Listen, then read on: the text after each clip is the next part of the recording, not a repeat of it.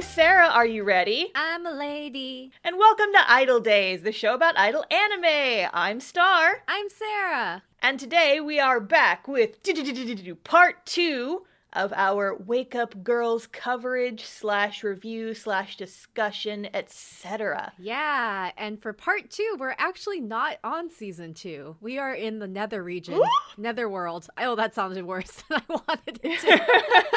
Yeah, so we talked about this a little bit on our first episode of Wake Up Girls, which, by the way, if you haven't listened to that one, you're gonna need to listen to that one before this one, especially if you have not watched the anime. But yeah, so Wake Up Girls it's hard to watch just because of how much stuff there is, and you have to go in order or else it won't make sense. So Wake Up Girls has a movie. Yep. And then the first season of 12 episodes, which all of that was covered in our first episode on Wake Up Girls. Yep. And then there are 2 more movies. 2. And then a second season. So many.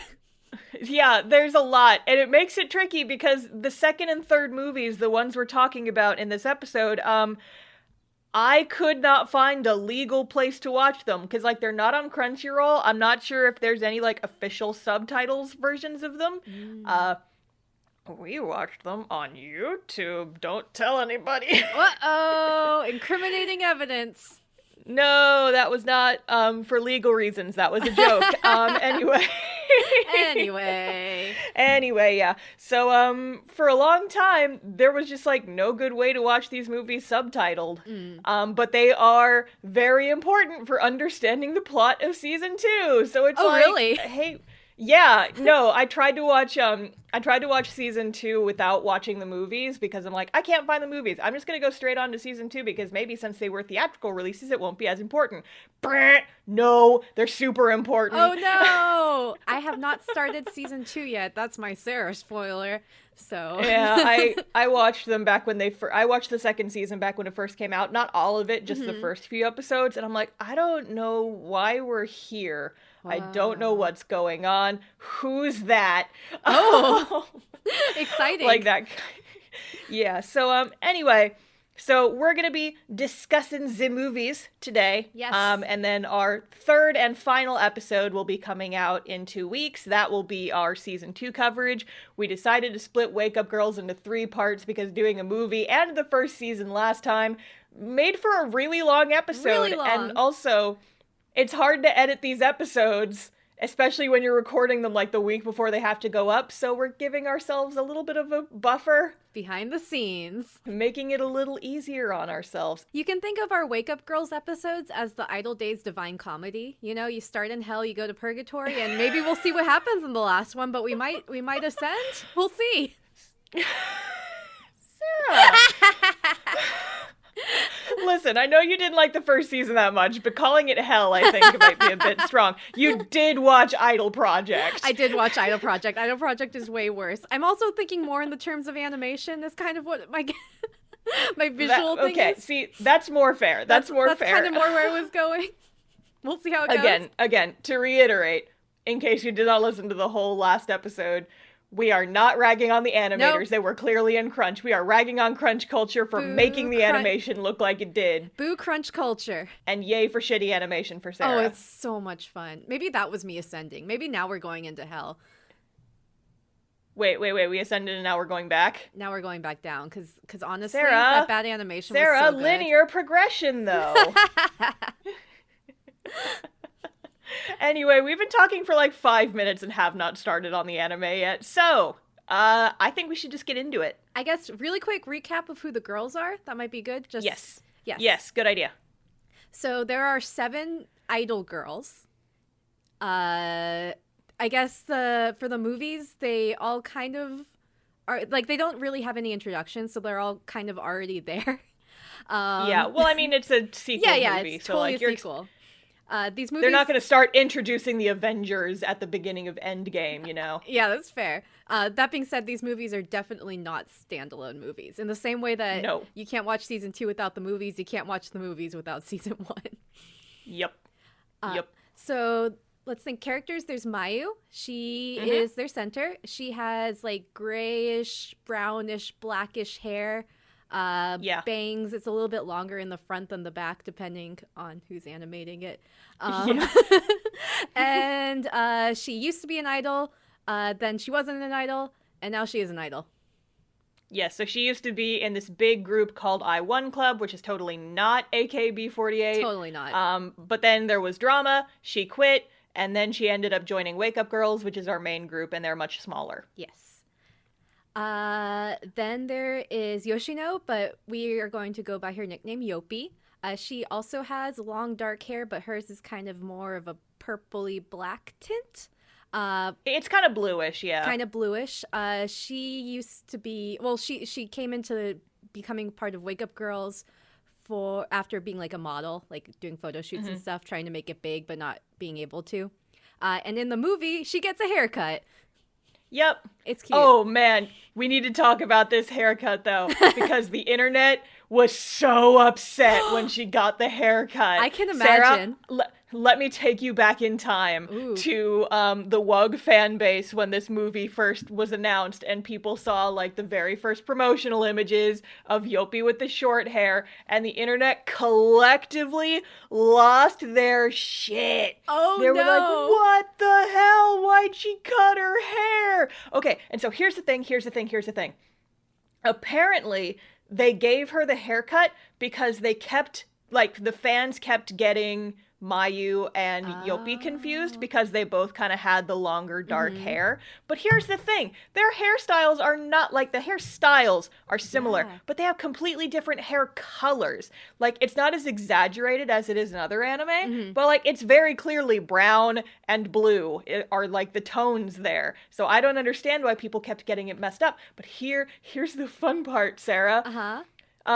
In this, so, like, her hair's super short in the movie. It's, like, kind of a pixie cut, and spicy take, I like her short hair. I love think her it short looks hair. really, really cute. I think it's adorable. She looks older too. I love her hair in the movie. In the second season, it grows out to kind of like a little bit shorter than Irie length, but the problem is, so a lot of times, like, I'll go and, like, look up Wake Up Girls cosplayers, and you can tell when they based their wigs on season 1 versus season 2, because season 1, it's very easy to tell who each of the characters are. Season 2, I cannot freaking tell the difference between Irie and Yoshino and Mayu 90% of the time. Oh, no. And I'm like, this backfired horribly, movie producers. Oh no. Yeah, in my head, like, because I didn't research why her hair was cut. I was like, oh, maybe the voice actor got her hair cut, so they did it for performances. But no, it was just because people got confused. So there was actually a joke about that in the spin-off series, which I'm not sure if we're gonna cover ever. But WUG Zoo is, like, their a lot of idol series will have, like, the short little, like, mini series 5-minute episodes based on, like, a comic or whatever. And Wake Up Girls, theirs is, like, the plot is the exact same, but instead of idols, they're zoo animals, and it's just them and the Kigurumis. And there's apparently a gag in there about, like, Yopi getting mad that people can't tell her and Mayu apart. And I'm like, they don't really look anything alike, though. Yeah. So I don't understand why this was a problem. You have fixed a problem and made it worse. Maybe the merchandisers were like, okay, but if we make them look more different, they'll buy more merch. You know? I don't know, whatever. All I know is that in the second season, they changed Mayu's hair color so it's more black. And then Yopi's hair is, like, a dark blue. And I'm like, it's even harder to tell them apart now. Oh, no. Damn it. Since we also mentioned Irie, we'll go back to the characters. So Irie is another character that her hair is more brown than black, but, you know, everything. It's kind of greenish depending on what season you're looking at. And her hair is, like, slightly shoulder length. She is the normal one. Like, normal girl. Type Pokemon, as you said last time. She's the Eevee before you evolve it. And then I guess there's Nanami. probably. She plays a decent role in the movies. Yeah, so, like, Nanami is one we didn't learn too much about in the series, and she does get a little bit more development in the movies, which is nice. Yes, she is, she has, like, a single ponytail, blunt bangs. She wants to be part of a theater group called Hikarizuka. It's totally not Takarazuka. Totally not. Definitely not. She's the rich girl. There's Minami. She has two little tiny ponytails. She's the youngest of the group. She's baby. She's baby. She used to be part of a folk singing club and won singing competitions for folk singing, but now is idol. And then there's Kaya. She has no bangs. She has long, wavy-ish hair that is either more blonde or brown, depending on what you're looking at. And she is, I don't know, she's kind of the mature one. That's her vibe. Yeah, I hesitate to call her she's somewhere between mom friend and angry aunt. Yeah, I would friend. consider more kind of an aunt friend. Yeah, she's not soft enough to be the mom friend, but she kind of has that mom, like, making sure everybody's good, watching out for the group mentality. Yes. But she also, like, in the first episode, throws shoes at people. So, Yes. like, that's the thing that happens. Yeah, but moms can throw shoes at people. I mean, that's true. Last one is Miu. She is maid cafe girl.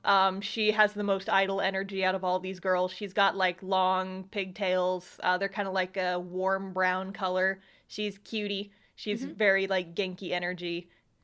And it's also cute because she's the tallest one, but she's also, like, the super cute one, which I like. Yeah. I like me as a tall. I appreciate that so much. I'm like, yes. Thank you. And then for non-idol characters, there's Matsuda, their producer. He's very normal. Matsuda! Matsuda! You call that swimming? Call it swimming! Now kick!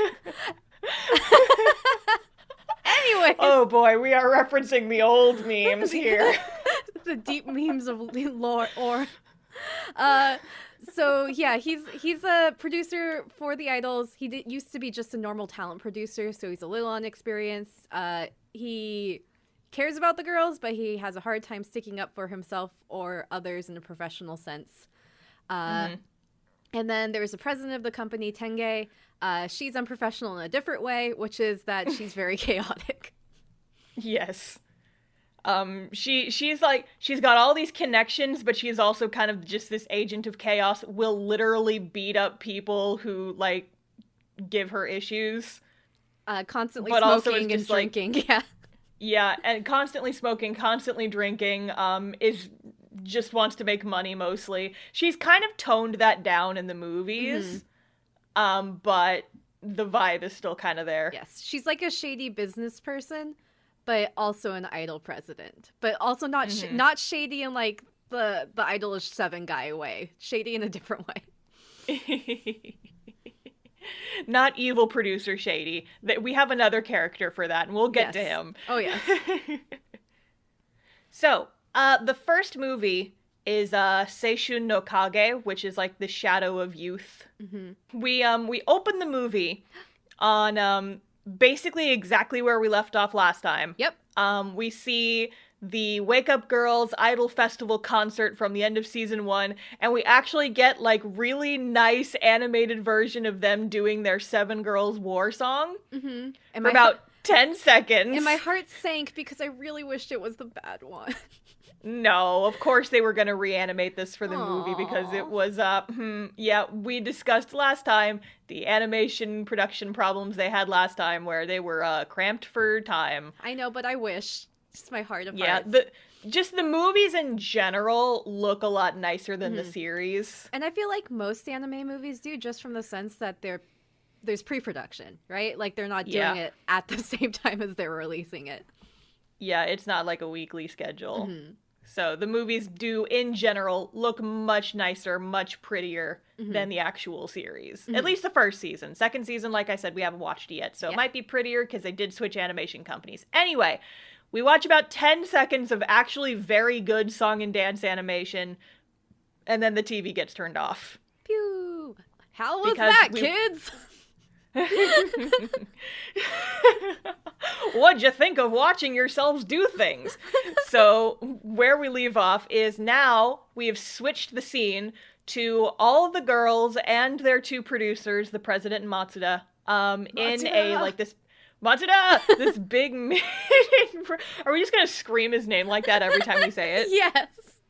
I feel like we should. Also, this is really weird, just so you guys know, going out of just iDOL Illuminati canon, Matsuda actually is the Matsuda from Death Note. I don't think most people know that. No, you're kidding me. I'm not talking about the voice actor. I'm talking about just, it's the same character. I decided. Sarah, you got my hopes up for a second. I was about to freaking hyperventilate from joy there. No, I'm going into... You got me so excited, Sarah. I'm going into Matsuda Death Note is the best character, and I don't care. He is! People can... It's like... Okay, no. We're talking about Death Note for a few minutes because you brought it up. Listen, I've watched Death Note several times. I know. It is an anime that I do enjoy quite a bit, actually. People can love Light and L as much as they want and just, like, get so much joy from them being who can be smarter at each other every episode. Matsuda's best boy, and I will die on this fucking hill, okay? I love him. Anyway, we're talking about Wake Up Girls. I just realized the parallels between the Death Note and the Sherlock fandom, but we'll also not go into that. Well, now I want to hear about this Sherlock thing that you brought up, because this is the episode of Tangents. We're 20 minutes into it, and we've barely talked about the iDOL anime. Tell me about BBC Sherlock, Sarah. So, anyway...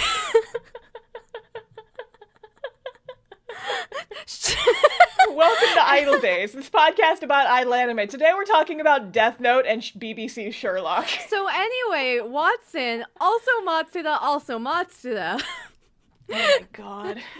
Got a call at the end of the last season being like, hey, we want you guys to join our major record label. And so here they are. Worked up now from all this excess Matsuda love. Anyway. So yes, they got a call from this production agency saying, hey, we want to release your song as a single, put it out as like, we're a major record label, this will be super good for your brand. My brand. And they're like, my brand. And they're like, hell yeah, we're gonna do that. So this is their meeting with the dude that they're going to be interfacing with from the company BVEX. Which is totally not in any way, shape, or form related to AVEX, the company that, like, produces Wake Up Girls. I'm not sure exactly what their relationship with this company is. All I know is that all the Wake Up Girls music videos are on the AVEX channel, so there's some sort of politics there. Anyway, they're parodying themselves, basically, and I thought it was kind of cute. Either that, or they're like, why would you go with BVEX when you could go with AVEX? Nah. This is like Hikarizuka, Takarazuka type thing. They're just changing one syllable and making it a different, not copyright-related thing. Yes. Yay! The meeting's pretty short. They're just like, yeah, we're going to distribute your CDs, and if they're successful, we'll do give you guys another song, and if that's successful, so on and so forth, and if you're not successful, let's worry about that later. Bye. Yeah, and also, this dude that they're interfacing with, his name is Carlos, and he's extremely... I guess eccentric is a nice way to put it. He's kind of obnoxious. Yes. He kind of talks like this a little bit. He's like, wow, I love iDOL so much, and we're going to make so much money off of your song. I mean, you guys. Woo-hoo. Wink. A wink. So yeah, this is totally going to end well, definitely. Yep, definitely. There's a little montage of the girls wandering around Tokyo and them doing cute things, so that was always enjoyable. Sarah loves cute girls doing cute things. I love cute girls doing cute things. I did not see Hatsune Miku, so there's the one downside. Miku, ¿dónde está Miku? ¿Dónde está Miku? Anyway, so because of this contract now, the girls are having to travel back and forth between their home city of Sendai and Tokyo, like, every weekend for work. We kind of get a short scene discussing, like, their schedules. Most of the characters are still students, and so during the week, they do activities around Sendai, and then they go to school. And then on the weekends, they travel to Tokyo, they stay overnight there, and they do, like, dance and voice lessons to prep for producing their single, etc. Yes. And the BVEX campus is like it's not just like a CD studio, it's like a whole like learning campus. Like this is like crab shack for not school kids. Everybody get out your Idol Days bingo cards and cross off the Crab Shack square, because there's our Crab Shack quota for the episode. You gotta have at least one. I pity all the people who like Wake Up Girls is their first series of ours that they've listened to and have no idea why we keep talking about crabs. If you want to know more about our crab series, go listen to Love Live episodes. Love Live was the first time we referenced the Crab Shack. Yes. But yeah, this is their own fancy crab hut. And all the idols are like, so the Wake Up Girls idols are not the only idols there. There's like idols from all these other popular groups. And within all these popular groups, the girls are judged based on their skill level and split into different classes based on their skill levels. Yeah. So there's like SS rank, S rank, A, B, and C rank, with SS being the best and C being the worst. We're familiar with these numbers because we've played gacha games. I've played Sonic Adventure 2. I know how we do. Well, no, this is our Dante's Inferno. This is our Devil May Cry super sexy rank, super smoking style rank. Hold on, is that actually what it stands for? I haven't played Devil May Cry. I think in one of the English ones, they do super smoking style, super sexy style, sexy style. Yeah. Devil May Cry's ridiculous. That's phenomenal. Yeah. Oh my god. Anyway, so the girls get divided up. Mayu is SS. She's our veteran idol, so this makes sense. Yopi and Nanami are S-class, and Nanami's like a little bit salty about this. Miyu, Maid Cafe, and Kaya, Forehead, are in A. Minami, Little Baby, is B. And Irie, Normal Child, is in C rank, which is like, oof. Yeah. Because you get like a glimpse of all of their classes. Irie's class, the lowest class, is mostly like little kids. Yeah. It's like you're going into the martial arts studio and you're trying to get your white belt with all the other kids. Yep. I mean, that's a very good way of putting it, actually. It's like that Seinfeld episode, speaking of tangents. Okay, well, that's not on the bingo card, but, no, Seinfeld isn't yet, but, there's one where Kramer goes to get White Hack martial arts classes and ends up in a class with kids. I'll take your word for it. Is it shameful if I admit that I've never actually watched Seinfeld? No, you gotta culturally absorb Seinfeld. You don't have to watch it. Oh, okay. It's like oxygen. You just kind of like, oh yeah, I have that in me now. You just absorb it into your system, and then you just cultural osmosis of Seinfeld. Yeah, definitely. It's like before I watched Love Live, I knew a lot about Love Live. I like that we're spending a whole episode talking about just two 50-minute long movies, because it means that we have time for all of the bullshit tangents that we've already done. We were rushing through too much last time. Now we have to go on tangents. Yep. I mean, so, like, this is why you guys should be happy that we're breaking Wake Up Girls into 3 parts. You get Seinfeld, you get Star's Death Note rant. Matsuda! You call that swimming, you son of a bitch! If you're not familiar, look up Matsuda's swimming lessons. It is a GIF. It is probably the first thing that will pop up on Google Images. It's very long. It is the highlight of my life every time I watch it. It's like a minute-long GIF, whatever you want to pronounce it. Chief. No, Sarah, that's peanut butter. You fool. You trash. Jive, actually, is what I say. Oh, yeah. See, we can't disprove that one. Guy Fieri. Giraffical. Anyway. So they do their lessons. We get like some different shots of their lessons. And then this next scene's very cute, actually. So they all go to their hotel. The company they work with has got them a hotel for the weekend. And they're all in like these 3 separate rooms. And they're like, okay, everyone, good night. And they shut the door. And then, like, there's a beat. And then they all walk back out into the hallway and stare at each other. It's like, hey, do you guys want to hang out? Yeah. And so they're all hanging out and talking about their things. And there's, like, a little scene where Matsuda also, meanwhile, is hanging out with one of his friends. And he summarizes the first season, just in case you didn't remember. Just in case. And there's also a scene at some point around here where Tenge visits Shiiraki-san. which Yeah, the I1 producer. he which is like, he's what's this about? he's this season, or he's Wake Up Girls' evil producer, basically. So he's in Yeah. charge of I1. He's super mean. He's the one who basically fired Mayu. And then Tenge visits him, and they start talking, and he's like, oh, it's been years since Saint 40 broke up, and you're like, oh, Tenge must have been an idol. This must have been a new mystery.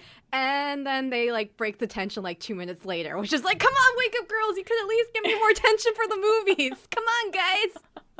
They keep doing this. Yeah. So like it's one of those things where it's like they set up all these questions. They're like, oh man, do these two know each other? How do they know each other? What's going on? What's this? And then by the end of the conversation, it's like, you know everything. I'm like, then what was the point of setting up all the questions at the beginning? You could have at least given us 10 minutes to figure it out instead of 30 seconds. Come on.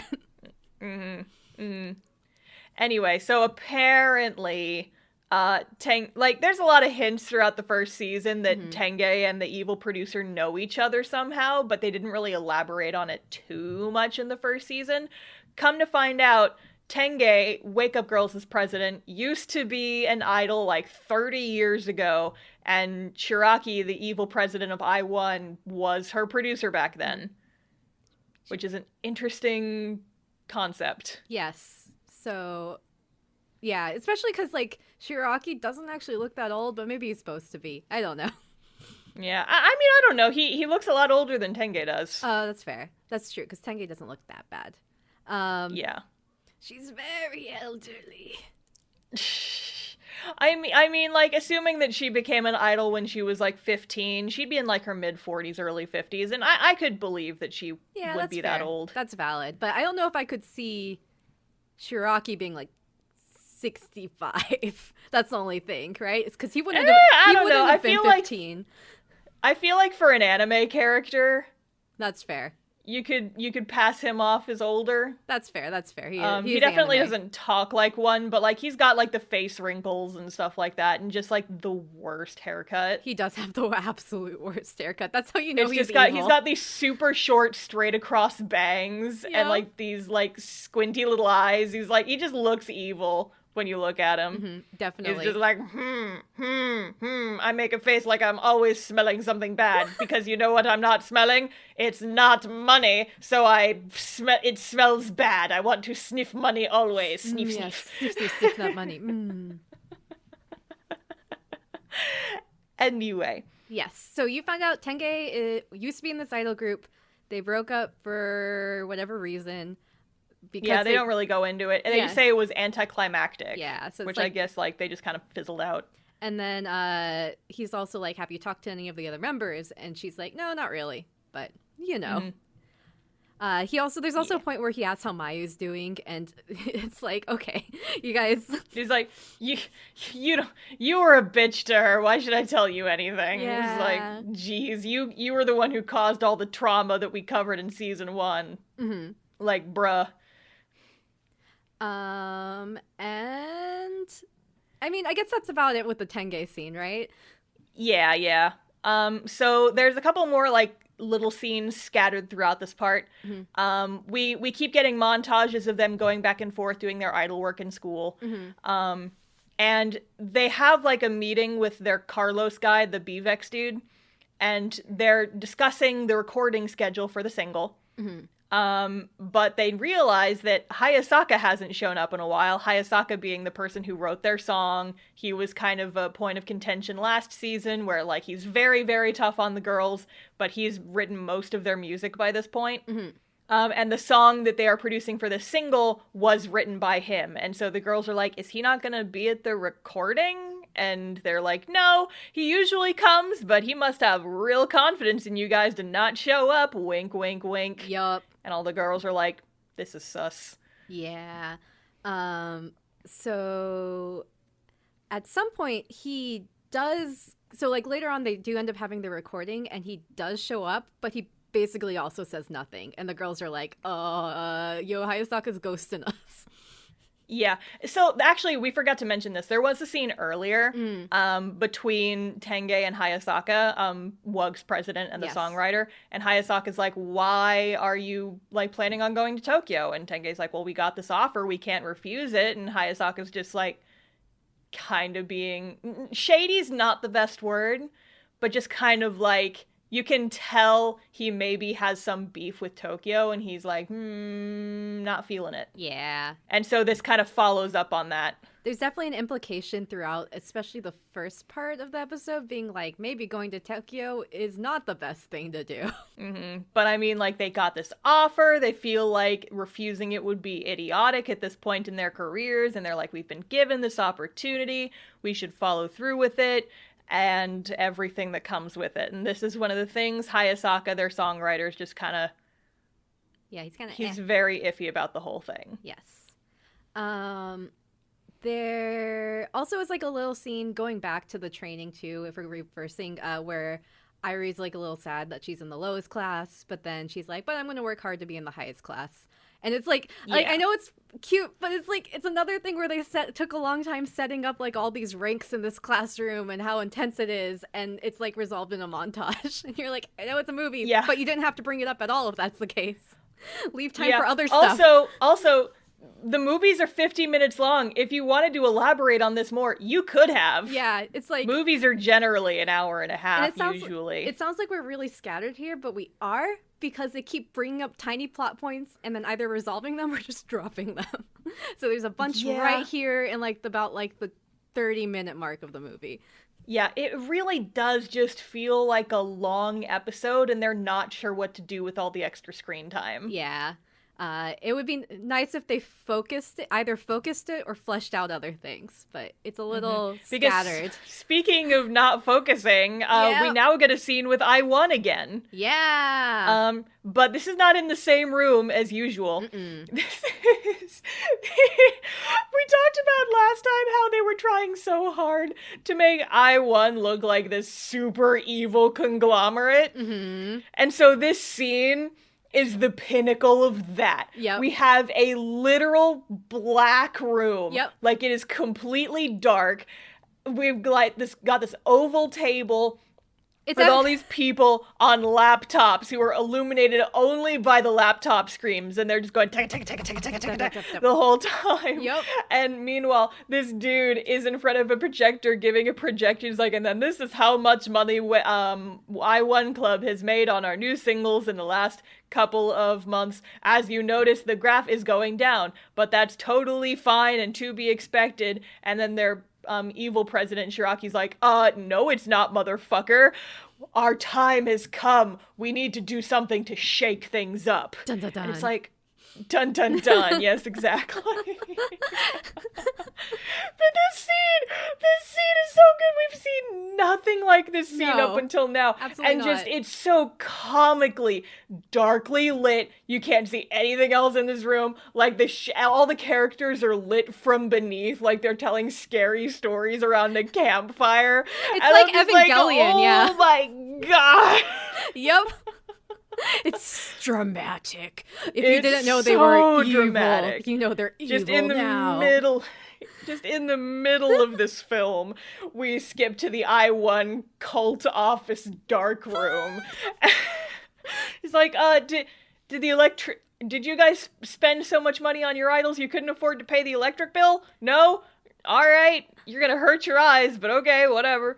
Yep, well, you know, how else are you going to show off your evil than to do that? It's so easy when you're evil. Yeah. You don't have to pay the electric bill. So basically their evil plot to shake things up is... Do we want to go ahead and do that? Yeah, I guess we can. Yeah, their evil plan to shake things up is Shiho currently, remember she's such a Shiho. Such a fucking she-ho. She is currently the center of iOne. And the reason why she's the center is in season 1, you find out that she was in a competition where she did 1-to-1 sales with Mayu, and whoever sold more was the center, and whoever didn't was out. Right? Mm-hmm.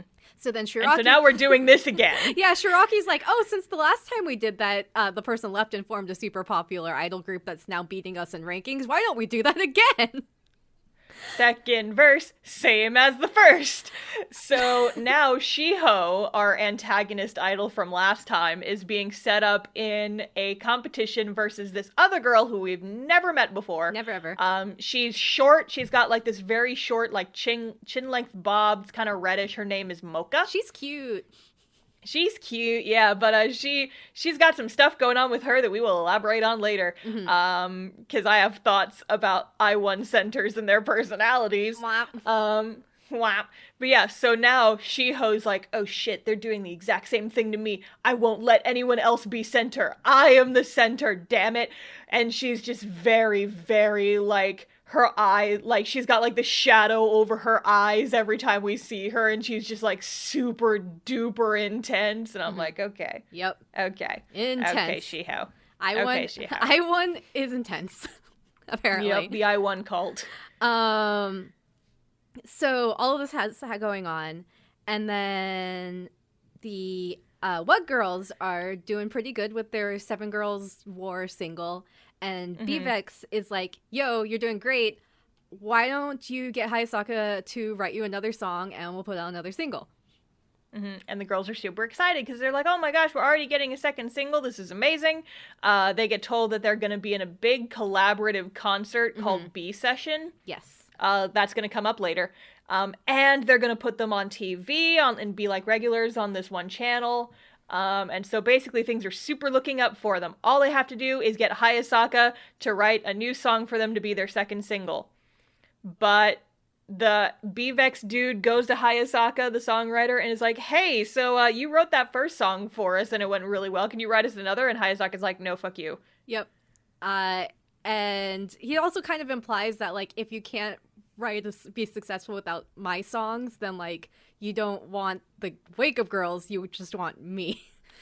Yeah, and I mean, this is definitely the vibe that's been dropped, is like, this dude doesn't necessarily care. No, when I say this dude, I mean the BVEX Carlos, people. yeah. Carlos and all of his affiliates. They care like, he's trying to play it off like, oh yeah, Wake Up Girls, you guys have some really good songs. And I know that Hayasaka, the famous Hayasaka, wrote some music for you. So, you know, all of his songs are hits. So, you know, if you could like get him to write you guys another song, we could totally get you a new single and like continue to promote you. But, you know, like Hayasaka's got to do it, you know, because like he's the songwriter. He's the famous one. He is the one we want. And it just gets more and more obvious. BVEX does not care about Wake Up Girls. They care about Hayasaka's music and the money it brings them. Yes. So downside about this is the girls kind of already, well, I guess the WUG Studio Greenleaves, they already kind of put their, you know, all their eggs in that one basket. So like at that point, they're like, they canceled their local Sendai appearances so that they could have more time in Tokyo. And they all told their fans, like, oh, hey, we're moving to Tokyo while we prepare for our single and also for this B Session thing. And now they're like, oh, but Hayasaka's not writing our song. It's like, well, so now what? Well, what happens now is that the BVEX people just get a random songwriter, and the girls comment, it's like, this is really different from what we've done so far. And the BVEX guy, Carlos, is just like, this song was chosen and written based on marketing research. And for you guys right now, this is the kind of song that people want from you.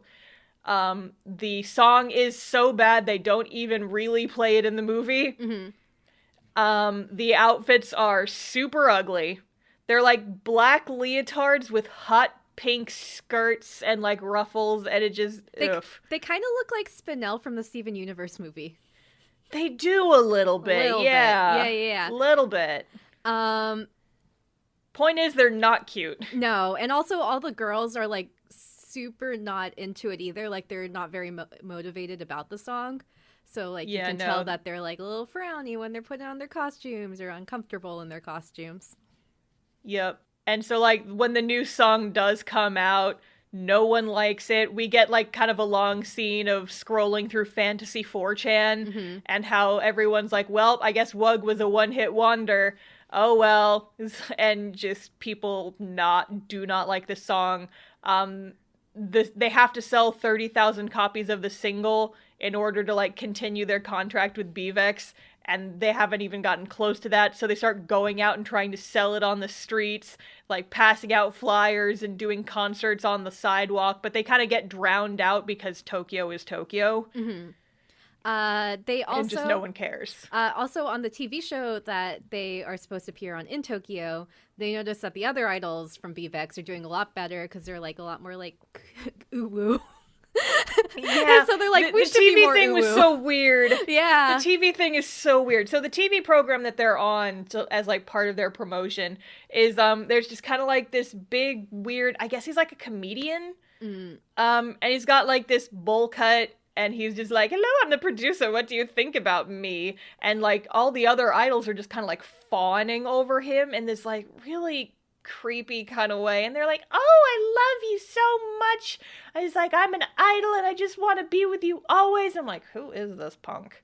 Yep. And so when the Wake Up girls try to do this, they're like, oh yeah, totally. Yeah, you're great and stuff. And apparently like the audience isn't buying it. And so they actually get cut from that TV program because the ratings are so low every time that Wake Up Girls is on. Yep. And I'm like, well, that job seemed like it was shitty anyway, so Yes. good for you girls. Also, at some point in the middle of this, you find out that Shiho lost the competition. It's another thing that's very much just, they tell you, they don't show you anything, and you're like, okay, well, there's that. Yep, it just kind of happens. It's like they're spreading the narrative so thin, and it feels like it's because they're worried you're gonna get bored if we just focus on one group of girls. But it's like you could still have the two groups of girls, just don't have like 5,000 plot lines at the same time. Yeah. That are either resolved in 5 seconds or not resolved. Mm-hmm. Yeah, because I mean, that kind of was my problem with the movies as a whole. Mm-hmm. If we like, it's maybe kind of early to break into this, but like throughout both of the movies, I just like I was enjoying kind of watching the progression. It's like, okay, what are they gonna do now? How are they gonna solve this problem? It's like, oh, their stuff's not selling well. What are they gonna do? Like, I enjoyed the Wake Up Girls plotline. And I kind of enjoyed seeing Shiho's development. I thought it was interesting. Yeah. We'll talk about that more when we get to the second movie, but I actually really kind of enjoyed what they did with her character. Mm-hmm. But it all kind of felt like stuff was just happening. Mm-hmm. And they weren't really doing much to build the tension. Like, they were trying. Mm-hmm. They were definitely trying, and then for whatever reason, it just wasn't hitting well. It's like we talked about in the last season, where, like, they try to set stuff up, and it just... So they're trying to write, like, a high-octane roller coaster, but it just ends up feeling like a kiddie coaster, you know? Yeah. And I feel like it's because they don't know where to put their focus. And that's kind of how I felt about the first season overall, too. So it was just kind of like, this is just more of the same from the first season. But the girls are still cute, and the songs are still cute. And they and that's the thing that's frustrating, is, like, all of these little bits could be interesting plot lines, right? Like the Tenge thing, or would be like a fun plot line just for her, or like either the school for the girls or the TV show for the girls, or even just the failing in Tokyo part, but not all of this back and forth everywhere. It makes you lose focus. It felt very scattered. Yeah. Definitely. But like all of them are not bad ideas for a plot line. They just weren't given enough focus to really feel like they had like significant impact. Yeah, they were half-assing several things instead of whole-assing one thing. Yeah. To quote a TV show. And again, like as concepts, I think they're all great concepts for plot hooks. Mm-hmm. It just weren't fully executed. Yeah, they weren't like as realized as they could be, and it's hard to pinpoint exactly why. I feel like this constant skipping back and forth didn't help. Yeah. But that didn't... I don't know what, like... I've been thinking about this. Like, to be fair, I just watched the movies yesterday, but I watched them yesterday morning. So I've had like a good 24 hours to sit and think, like, what could they have done differently? And it's like, there's not like an easy fix for this, because it feels like they've just written themselves into such a weird pattern. You'd have to completely rewrite the movie. Yeah, for sure. To like, in order to, there's no like, oh, well, if you just change this thing about this character, it solves all your problems. It's not that simple, which is like, it makes it more interesting to think about and also more frustrating, because like you can kind of see what the writers really wanted to do and they just couldn't get it to work. Yeah, that's kind of That's been my feeling with Wake Up Girls overall so far. But yeah. But again, I think that they have the stuff there. It's just a little bit of a rewrite. That's all. Yeah. This feels, I would almost say, like, based on that, this kind of feels like an early draft. And if they had spent some more time on it and given it some more love and maybe thrown out some of the extra stuff. Yeah. And maybe made it an hour and a half movie instead of this is the opposite problem that Idolmaster movie had. Idolmaster movie was, like, way too long, and they spent way too much time on, like, each of the individual characters that we didn't really care about. Yep. This movie is the opposite of that. Yep. They have to they're trying to cram so much into such a short amount of time that none of these plot hooks really feel satisfying. Definitely. So it's like, a lot of people say it's like, you can make something better by making it shorter. I'm like, I want to see what they could have done with an hour and a half movie. Yeah, that's fair. But at the same time, there definitely are things that they probably should have just not even brought up. Oh, absolutely. like the BVEX training, you didn't need that.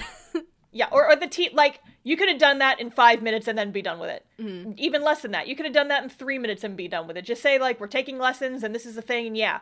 I could have done without the TV show, because what was even the point of that other than showing that they're not good at stereotypical idling? You could also, going back to the I-1, you could still have the whatever competition or find another way to get Shiho out, but not have so much time on all the other new I-1 club characters.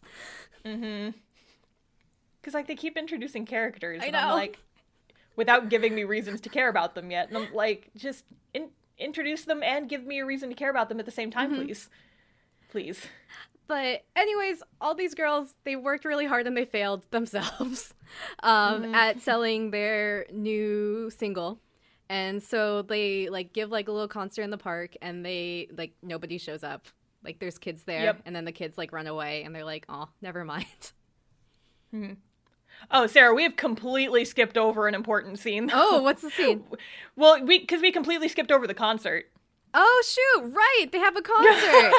Hello! We got so wrapped up in just critiquing this movie that we forgot, like, the climax scene, arguably. So they've kind of been leading up to this concert with, like, all the BVEX talents called B Session. And so the lead up to the concert has been, they've been trying to promote themselves, they've been trying to get their names out there, they've been trying to push this new single, and just hasn't been working. So finally we get to concert day, and, like, even their fanboy squad shows up, but just when it's Wake Up Girls time to go on, the entire audience, just no one's paying attention. Half the audience leaves to go to the bathroom, and, like, the fanboy squad is super upset. They're like, no, they're not paying attention to our girls, no! And so this is kind of like this is kind of like the low point in the movie. And Tenge kind of comes backstage and talks to them and is like, so here's the thing, you guys. This is kind of what Tokyo is like. I know that I was the one who pushed us to do this because of the BVEX thing, but clearly it's not working out. So we got two options. We can stay in Tokyo and try to deal with this treatment, or we can go back to Sendai and try and start over. And so they're like, well, let's keep trying to sell the song. And so that's what brings us to this final scene. Yes. Of them. Like, they do like a mini concert in the park. But there's only, like, 2 kids there, and eventually the kids just kind of get weirded out and leave. And so then all the girls are like, oh, well, shit, that didn't go well. So now what? And they're all just sitting on stage and just being like, what do we do? And then there's a point where, like, Miyu, I think it was Miyu, was like, well, we got to figure out what's Wake Up Girls style. Like, what are we trying to do with Wake Up Girls that's, like, will make us stand out? Which, again, would be a great overall plot hook. But that's okay. It's the end of the movie. Yeah, they did this in the first season too, where they spend, like, the first 5 minutes of an episode, like, trying to ask their audience, like, what's the appeal of Wake Up Girls, and then that plot line gets completely dropped and we never see it again. So we don't like, know. Well, wait, no, that's kind of important. I feel like that's important, and you just kind of dropped it. Yep. And then... Because like, at this point, we don't know what their appeal is, No. aside from they're in Sendai. No. Like, what is the appeal? And then... You haven't told us yet. I don't know. It's an idol anime, and I watch those. We have a podcast about it. That's what their appeal is. Their appeal is Yopi's new haircut. Come at me, bros. Ew. it's cute. No, like, especially in the movie. I don't like it in the second season, but in the yet. movie, the second season, sure, she grows her hair out. Go ahead and, like, look it up if you want. But her haircut in the movies is actually super cute. I like how it's kind of, like, tapered at the back. It's adorable. Fight me. She, like, pulls in Azusa from Idolmaster. Yeah, kinda. Except, like, way later. Except way later, yes.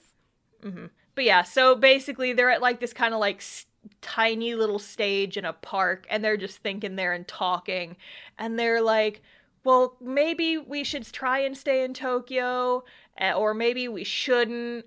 But then the cute scene is, like, Irie starts singing Tachiagare, which is their song from the first movie, and then all the other girls start kind of singing along too, and it was just like a sweet little scene. Turns out Wake Up Girls is the friends they made along the way.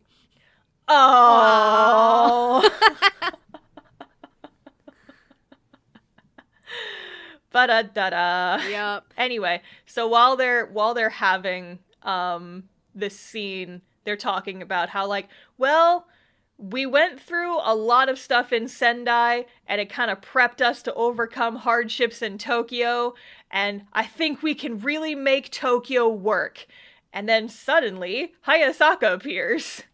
The songwriter is here. Dun, dun, Da dun. da da da da da da da da da. Trainer Hayasaka appears.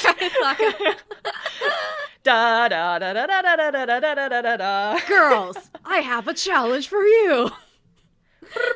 It's like the NPC like keyboard sound. I have a new song. Hayasaka used new music. It's super effective. So he basically shows up. He's like, I honestly thought you guys would have given up by now. Cool that you didn't. But here's the thing. They're having a new idol festival, and he shows them a flyer, and I'm like, oh, we're doing Love Live? Yeah, well, they did Love Live the first season. They're doing Love Live again.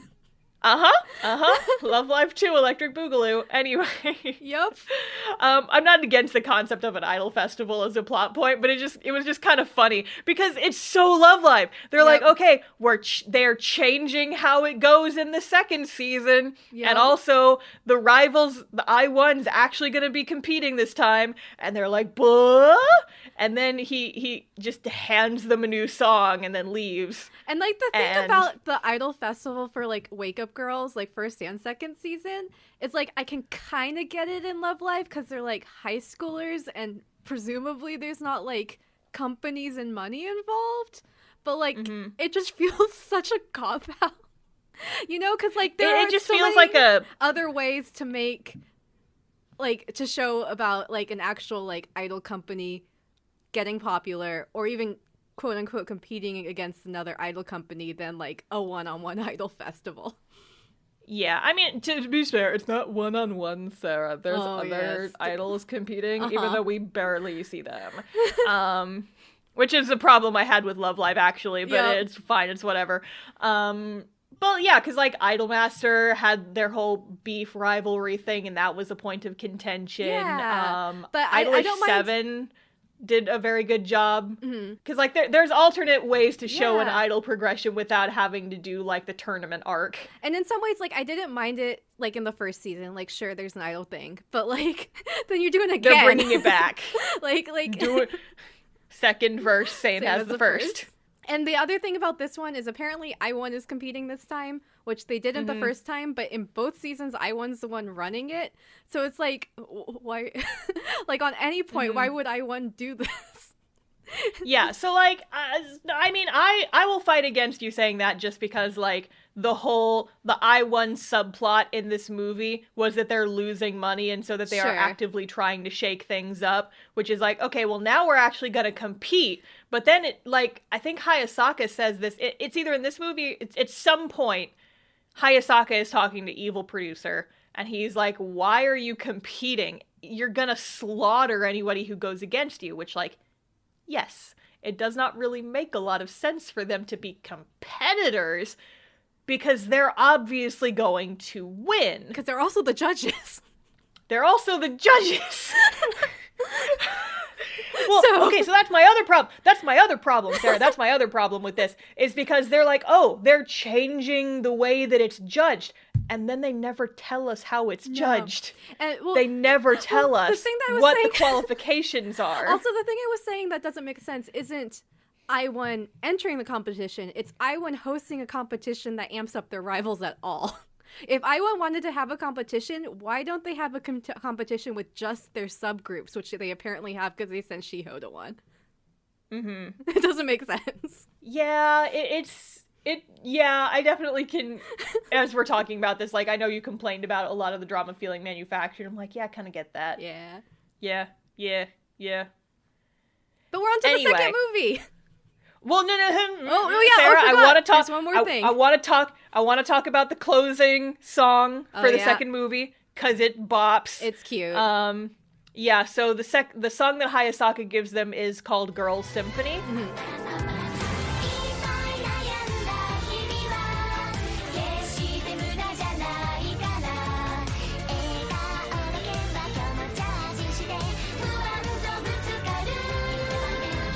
And so that is, they, I guess, immediately know the choreography, which I'm willing to wave a hand at because, like, they needed a song and dance number in this movie at some point. It's for whatever. Sure. So at this, like, little onstage music, or this little park stage, it kind of cuts back and forth between the credits and song and dance numbers of them performing this new song that Hayasaka gave them. Mm-hmm. The song is very similar feeling to Tachiagare, which I thought was kind of cool. Mm-hmm. And they're like, okay, girls, we're gonna take this song and we're gonna make a fresh start. And then the movie ends. Yep. So, and then we don't really have an after credits scene. It's just like a preview of the next movie. So that was a question I had for you, Star. Were these movies aired at the same time? Or did people have to... they were a few months apart, I believe. Okay, gotcha. So people watched a 50-minute movie and then had to come back and pay and watch another 50-minute movie. Yeah, it's like... and Sarah, going to the movie theaters in Japan's freaking expensive. Yeah. Like, I went and saw a few movies, and it was like $20 per ticket. Whoa. And that was for, like, a full... I went and saw Detective Pikachu while I lived there. That's, like, my one movie experience. But it was expensive because most cities... Like, you have to go to a big city to see a movie theater. There's no, like, small-town movie theaters as far as I know. Like, going to the movies is kind of a big deal. And tickets are really expensive. And it's like... These are 50-minute movies. That's the other thing that's wild. Just from a, like, not Wake Up Girls side of thing, but, like, the actual, like, production of Wake Up Girls, the franchise, it feels like a bad, like, move on their part, right? Like, from a marketing side. Yeah. Because it just makes it harder for people to, like, access to it. see their series. And therefore watch and or buy the DVDs of the second season. Mm-hmm. Especially for us English plebs who never got a licensed version of the subtitled versions of these movies and have to watch them with, like, not so great fan subs on YouTube in order to understand the plot of the second season. Well, to be fair, though, us finding it on YouTube, it probably is harder to find it on YouTube in Japan. Like, I mean, true, but at least, like, they understand the words and don't need the subtitles. I'm just saying they didn't make it accessible for anyone. No, Wake Up Girls is fraught with problems, like, throughout, it seems. I guess the question I have is, is... I wonder why they chose to make the movies, like, plot canon. You know? Yeah. Like, I feel like why couldn't... Mm-hmm. I was wondering that too, because, like, they changed, I wonder if it was just like, we tried doing the seasonal anime thing, we didn't like it, let's just make it a bunch of movies. And so they did that, and they made, like, 2 more 50-minute movies that are, like, canon to their plot, that you have to have seen the series first in order to understand the plot of the movies. But then they switched animation companies and moved it over to, a new company with a completely new art style for the second season. Mm-hmm. And I just... Yeah, because at that point, it's like, if it's a new company, it's a new art style, why are you making season 2 hinge on the movie and season 1's plot? I'm just trying to think of, like, any other show that has done this. Because can you imagine if, like, what's big right now? My Hero Academia is huge right now. Can you imagine if there was just, like, in the middle of this arc, They just had an entire arc of My Hero Academia that was a movie that you could only see in Japan, and just everybody outside of Japan was just completely shafted. I mean, to be fair, Hero Academia did do that. They did have a movie, like, right in between seasons, but it was like an in-between season. You don't necessarily have to watch the movie to understand the next season. It supplements it, but it's not required. That's acceptable. Yeah, it's like, if it supplements it, but it's not required, like, watching, it's very different. Like, yeah, and I mean, like, Full Metal Alchemist is one of my favorite anime ever, and they had, like, both versions of it, the original series and Brotherhood, both had movies, but I guess the first movie was weird because it was supposed to be, like, the wrap on the season, and we don't talk about Conqueror Shambhala. We don't talk about most of the 2003 Full Metal Alchemist, it's fine, but, I've never seen the Full Metal Alchemist Brotherhood movie because I don't need to. Yeah. Because it's just like a little bonus snack afterwards. It doesn't involve the plot. I'm just trying to imagine, like, Full Metal Alchemist is a movie, or I'm getting so worked up I can't speak English. It's very narrative heavy. There is a plot that goes from episode to episode. There's not really much filler in that series. Can you imagine if they just randomly removed an arc from Full Metal Alchemist, made it into a movie that you could only see in theaters in Japan and then was never released in English, and then they come back to it for a new season and expect you to have seen the movie? Wild. No one would watch your second season. And I feel like that's what happened here. It's like, why would you make this choice? And they've shot themselves in the foot doing that for the first movie, I feel like. But at least the first movie you can watch on Crunchyroll if you're an English-speaking pleb like me. Yup. For sure. It's just Crunchyroll sponsor us. It just feels like a really weird production because of it being plot canon. Like, I'm totally cool with OVAs and anime movies. It's just really weird that not if they're an intrinsic part of your plot and you don't make it super obvious when you're trying to watch this series and enjoy the story. Yes, it's definitely it's really so weird. ass backwards. It's so weird. Like, listen, I'm saying this out of love. I really enjoy Wake Up Girls as a series, acknowledging all of its fault. I really do love this franchise. I love the characters, the music is great, I think it's an interesting anime, but they self-sabotage so much, and it's like, Nande! Why are you doing this? Just like BBC's Sherlock. Oh my god, I cannot believe you've done this. Sarah, you can't. Anyways, movie 2! We're back in it. Movie 2! Oh my god, like my face, my muscles are all tense now from just screaming about Wake Up Girl. I feel like this is almost our most contentious episode so far, and I'm genuinely sorry to Wake Up Girls fans, but like, we've discussed this in previous episodes. I don't know exactly which episode, but we definitely talked about it at some point, how we're not just gonna heap praise onto every single show we watch. If there's problems that we feel are important to point out, we're gonna point them out. And Wake Up Girls having 2 movies in the middle of their franchise that you need to understand the narrative, I would consider a problem. Anyway, movie 2. Movie 2. Beyond the Bottom. A dumb name for a film. Beyond the Bottom. Makes me think of Beyond the Booty. Beyond the Bottom sounds like it would be the name of, like, some, like Lactaid. No. Sarah, oh god, first of all, ew. Second of all, just I had a point. Something Beyond the Bottom sounds like ass backwards. Anyway. Yeah. Movie 2. So, despite the fact that we spent the end of the last movie building up to them saying we want to start over and try again in Tokyo, they are no longer in Tokyo. Womp womp. They are back in Sendai. And I was like, wait, but wasn't the final scene of the movie the whole point that was like, oh, we've been through shit in Sendai, we're gonna keep trying to make Tokyo work, and then you just completely threw that out the window and now they're back in Sendai again? Yep. Between movies. You don't see it. It just happens. Nope. Guess not. Also, okay, Wake Up Girls. All of the weird arrangement with DVX and their contract, etc., was also handled behind the scenes. They're done with BVEX.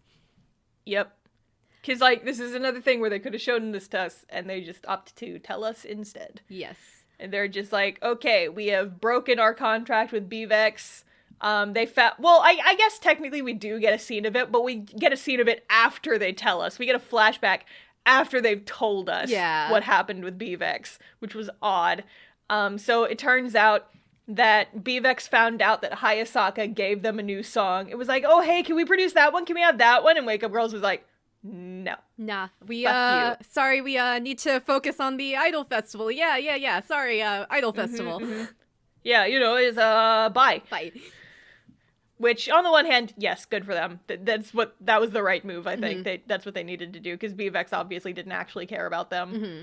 So their goal now is to prep for the next Idol Festival, because they are now completely competing directly against A1 and a lot of popular Tokyo idols, which, like, it was weird that they put so much emphasis on this, because, like, yes, there were a lot of popular Tokyo idols in the last one. Yep. What's your point? Yep. So, still gonna compete, but they're practicing, they're back in Sendai. Tenge basically begs for them to go back on, like, the local TV and do their local spots again, and they pretty much get them back immediately. I mean, there's, a little discussion. They don't get them back immediately. They're like, we can't just put you back on the show. We're in the middle of a season, but maybe once summer starts, we can get you back on. But it's not as much of an issue as they made it seem like it might be in the first movie. Yeah. So they go back to Hayasaka's training schedule, which is, like, the really intense training and also 3 concerts a day, which still feels weird to me, but whatever. Yes. They also get merchandise, which they didn't have before. Yeah, which they didn't have before, and then they bring up this whole thing about, like, oh yeah, we're also going to sell merchandise, and then it never gets brought up again. No, but you do see their fans wearing it, which is cute, so... I have a feeling it's product placement for, like, the actual real life people who are watching these movies to buy. Oh, like, definitely. So that's what that was for. There was a commercial break. Yep, at, like, the first 5 minutes of the movie, it's time for a commercial break. Yes. Buy our merch. Mm-hmm. So there's a short scene where they are performing at, like, this outdoor market. And so they kind of, like, tell their fans, it's like, we're starting over again in Sendai, completely doing the opposite of what we said we were going to do at the end of the last movie. But at the very least, their fanboy squad is there and they're super excited. We get, like, a montage of them, like, performing a whole bunch, doing promotions, doing stuff out on the street. There's a weird scene where I guess they performed alongside, like, some, like, historical reenactors? Yeah, I guess. Like, this scene was weird and didn't need to be in the movie, but okay. There's, like, these old Japanese, like, costumed samurai performers, and I guess Wake Up Girls, like, performed during their reenactment. And they're like, yes, this is accurate to Samurai Bakumatsu Rock, which was definitely historic and definitely happened, so here we are. But yeah, it's just, like, this awkward little scene of them talking to these guys who are just, like, constantly in character. It was cute. Don't know why it needed to be in the movie. Yep. So another actually cute scene, which I did enjoy, is they're at their concert, one of their regular concerts, and you can tell that now that they've started doing this more regularly, their audience is actually, like, super unified, super into it. They have their call and responses all worked out, and I'm like, aw. Yeah, they're doing good. This is a nice little scene of growth. This was a good scene. Because, like, their first few concerts, like, the audience was just, like, a bunch of scattered dudes, but now they're, like, actually all doing the call and responses in unison. It's like, aw, growth. I know, like, we talk about how it's fun when, like, the fan characters, like, have a little spotlight or are brought up in other shows, like, obviously the Budokan anime, but also, like, Zombieland Saga, but I really like how Wake Up Girls did it. I think that Wake Up Girls is fun. Because I think their fan characters are fun because they feel like real fans. They're not just over the top, but they're also not super reserved, you know, and they feel like, you know, real fanboys. Yeah, it's nice. Like, I mean, we're kind of backtracking a little bit on all the crap we've given this show so far about how it's like, just narrow it down to a couple things, but like the fanboys and seeing the fan response, that's kind of an important thing about idols in general. And so this is a nice thing to see because like you kind of constantly go back and forth. It's like every time there's a big new development, you kind of cut back to the fanboy squad and see how they feel about this. And that I feel like is kind of an interesting relationship to be developing on screen with like your fans and your idols. And I think like we don't see too much of them. Most of the fans, like the main fanboy has a name, but the rest of them are just fanboy squad. He's Oda-san, so he's our otaku. That's what it is. Yeah.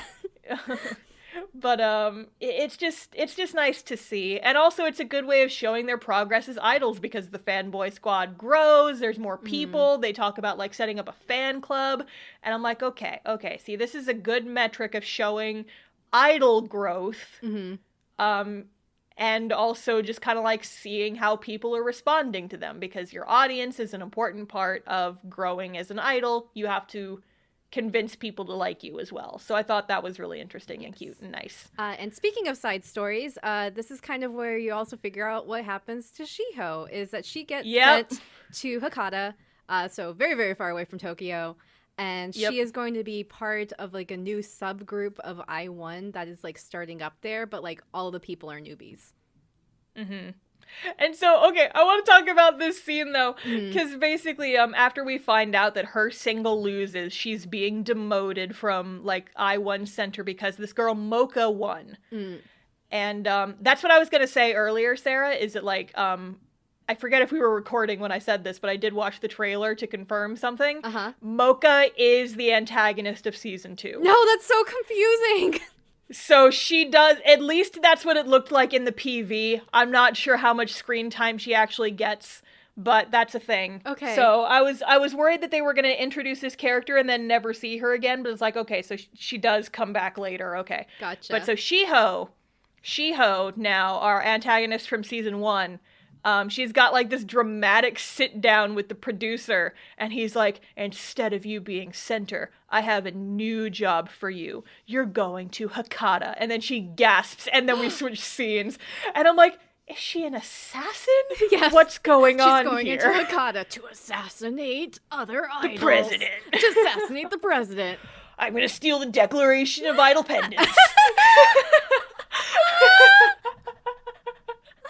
Wait a second. Sorry, if we bring stealing the Declaration of Idol Pendants into our Idol Illuminati, like, overall meta plot, what does that mean for Idol Days?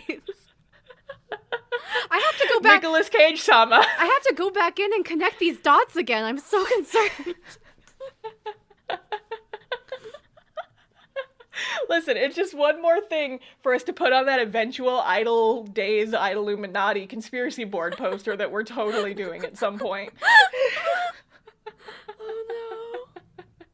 Oh yeah, so around this time, after his talk with Shiho, that's where the Hayasaka conversation of like, why are you entering the festival? It's going to be a slaughter for anyone who goes against you. Which like, yes, I agree, Hayasaka, it's weird. We don't come back to that ever. Nope. So Shiho actually, we see her like emptying out her locker, and she actually seems like weirdly calm. Yes, she's ready. She was like, she's ready to kill. She's like, I have come to the conclusion that this is not the best for me. I'm gonna go assassinate the president. I'm gonna go assassinate the president. I'm gonna steal the Declaration of Idol Pendants. I'm gonna get tutoring from Nicolas Cage sama. Oh no! So she's gonna go have a character arc somewhere else. So we find out soon afterwards what her deal is. So like Hakata is the home of a small town idol group called Next Storm. It's mostly I-1 trainees, and she is going to be in this group and kind of lead them.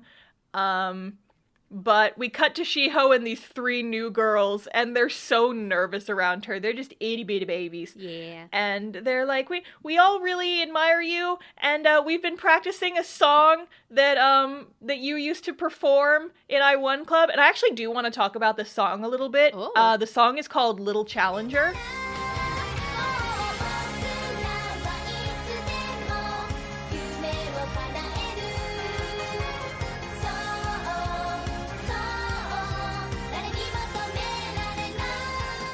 And this is actually the same song that Mayu watched on that DVD in the first movie. Oh. And I went and looked it up, and it's actually kind of a bop. Nice. I actually really enjoy this song. Hey. It's on all the Wake Up Girl songs are on Spotify, by the way, if you want to go listen to them. They're good jams. This was just a segue and an excuse for me to put in a slice of that song in the episode, because it's a good jam. Anyway, so now we get a weird scene with Tenge, Wake Up Girl's president. Oh, but going back to them doing the cover of the iOne song, they win Shiho over with the power of song and dance. So they're good. Yep. They're all good. Yep. So Shiho kind of watches them, and she gets like a nostalgia flashback of performing with Mayu, like when Wake Up Girls, when iOne first started, and then she like in the middle of the song kind of like gets up and joins them to dance along, and she just seems so zen now. Yes. Like she seems so calm. I'm like, where did all this fury go? Have you just off screen just accepted your fate? What if iOne what if it's like actually the physical place of being an idol? What if you are possessed by the power of the center idol, and they're not? Okay, actually... Sarah, though, I was actually thinking that exact same thing, because later we see Mocha, the new center, and she has Shiho's personality, and I'm like, oh, what if iOne is a cult, and whoever the leader is possessed by the spirit of competition and idling, and. To make another reference, the game is a few years old at this point. If you're not familiar with Doki Doki Literature Club, if you don't know how that game ends, it's whatever. Sarah, I don't know if you know about Doki Doki Literature Club, but it's kind of the same concept. Yeah. Whoever the president of the literature club is becomes omnipresent within the game. Oh, okay. Oh boy, because this has so many implications for the iDOL Illuminati star. Like, is this connected to the wall? Do you think it's connected to the wall? Oh my god, yes, obviously. Do you think that the other Shiho was also possessed by the Shiho, like the Idolmaster Shiho and Wake Up Girl Shiho were possessed by the same like weird being? Sarah, the group chat is what connects all of it. The bitchy idol group chat. Oh no, you're right. They're being controlled by the group chat. Oh, the evil group chat of evil. I don't know. Come up with a better name for it. Oh my god, I need to go deeper into this. You might if you don't hear from me again, the iDOL Illuminati got to me. Sarah, no, you can't dig too deep. They're gonna come after you, Sarah. They're gonna find you. Sarah, no, I can't do this podcast by myself. Sarah, you can't. Shiraki's gonna send Mocha to assassinate me. You're the president, Sarah. You're the idol president, because we're the ones finding the truth. I don't want this responsibility. Sarah, no. I heard someone knock at your door just now. Sarah, get out. No. Sarah, you have to escape. Sarah, no. Oh God, Sarah, no. They got to her. No, Sarah. Oh God, what am I supposed to do? I can't host a podcast by myself. I gotta go. I gotta leave. The Illuminati is coming.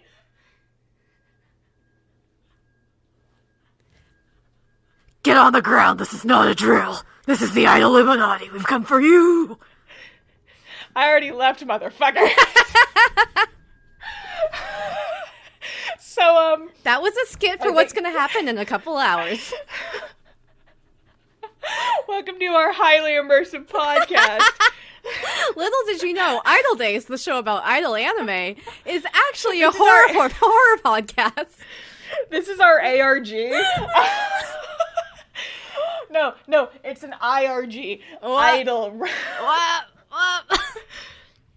Oh God. So I actually did throw my headphones off and run out of the room for that last bit. So Yep. And if my audio is different, I shuffled my microphone a lot. Here we are.